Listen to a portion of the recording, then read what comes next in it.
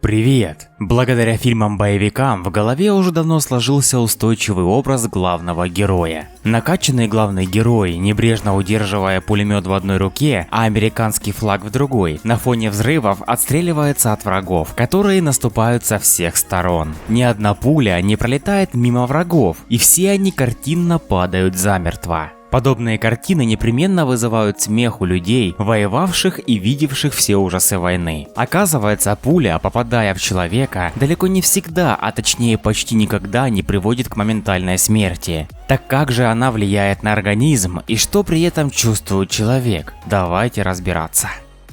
Кувалда или сверло? Ощущения при получении огнестрельного ранения зависят от типа патрона. Они бывают высокоскоростные, сверхзвуковые, и низкоскоростные, дозвуковые. Участники боевых действий описывают это так. Попадание сверхзвуковой пули ощущается как сильный удар кувалдой, который может сбить с ног. Место попадания немеет и сначала не болит. Дозвуковая пуля в этом плане гораздо более гнусная. Она причиняет горящую, сверлящую боль, как будто тело проткнули раскаленным прутом. Но это все только в том случае, если речь идет о стандартном боеприпасе. Пуля с цельнометаллической оболочкой. Особенность конструкции заключается, как несложно догадаться, в твердом металлическом покрытии вокруг мягкой свинцовой пули. Такая пуля не разлетается на куски внутри тела и не кувыркается. В ранее описанной ситуации речь идет о промежуточном автоматном патроне 7,62 на 39 мм и о дозвуковом пистолетном патроне 9 на 18 мм.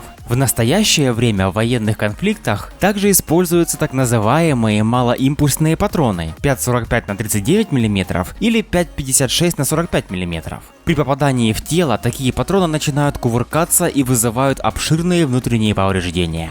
Сперва даже не понял, что произошло, как будто всего кипятком обдали, а потом резко начала кружиться голова, пробил холодный пот. Это сложно объяснить, но те, кто чувствовал, поймут. И состояние предобморочное, а когда через пару минут прошел шок, боль началась такая, что даже не рассказать. Описывает последствия попадания в бедро из АК-74 ветеран боевых действий на Северном Кавказе.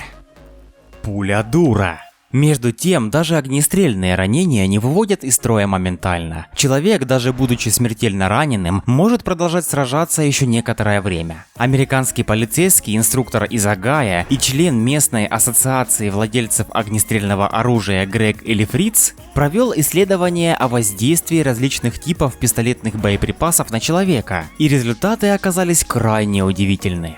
Патрон 6,35 на 15 мм Браунинг. Для выведения из строя в среднем необходимо 2 выстрела. Даже при попадании в торс вероятность вывести человека из строя 49%. 35% людей, которым применялся этот калибр, так и не потеряли возможность сопротивляться. И только в 25% случаев люди погибали от ран, вызванных такими патронами. Патрон 5,6 на 15,6 мм. В России такой патрон называют мелкошечным. Для выведения из строя в среднем необходим 1 выстрел. Даже при попадании в торс вероятность вывести человека из строя 60%. 31% людей, которым применялся этот калибр, так и не потеряли возможности сопротивляться. И только в 34% случаев люди погибали от ран, вызванных такими патронами. Патрон 9 на 19 мм Парабеллум. Для выведения из строя в среднем необходимо 2 выстрела. Даже при попадании в торс вероятность вывести человека из строя 47%. 13% людей, которым применялся этот калибр, так и не потеряли возможности сопротивляться. И только в 24% случаев люди погибали от ран, вызванных такими патронами. Пулестойкий плат. Наглядным примером того, насколько человек живуч и может продолжать оказывать сопротивление, может послужить история, произошедшая в США в 1986 году и получившая название «Бойня в Майами».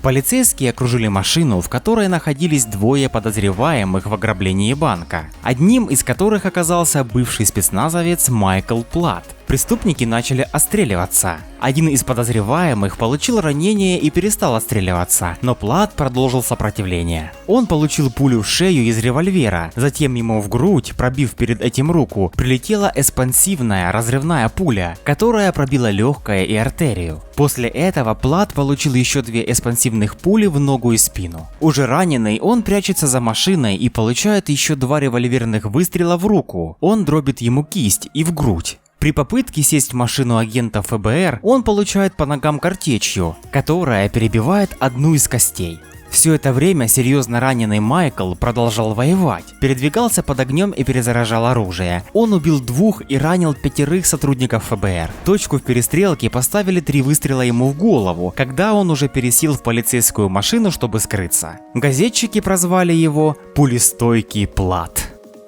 Физиология. Как говорят судмедэксперты, убивает не пуля, а повреждения, которые она влечет за собой. А повреждения эти делятся на 2 типа. Ущерб от самой пули, разрывающей ткани и ломающей кости, и ущерб от энергии пули. Дело в том, что наши клетки наполнены жидкостью, и огнестрельное ранение сопровождается гидроударом. От этого происходит повреждение нервных окончаний и вторичный разрыв тканей, когда пуля уже прошла дальше по раневому каналу. Немалое значение играет и сам настрой человека. По мнению врачей, уже упомянутый Плат смог продолжать действовать, потому что изначально поставил себе такую цель. Он не чувствовал боли даже при попаданиях в части тела, пронизанные нервными окончаниями, несмотря на то, что такие места одни из самых чувствительных. В таком стрессовом состоянии организм старается не обращать внимания на повреждения, сосредотачиваясь на выполнении задачи. Подобный случай произошел в 1991 году в Вильнюсе. В телецентре засели экстремисты, и разбираться с ними послали Альфу. Когда спецназ пересек площадь и зашел внутрь, один из бойцов пожаловался, что у него что-то в спине. Оказалось, что еще на площади ему в спину прилетела автоматная пуля.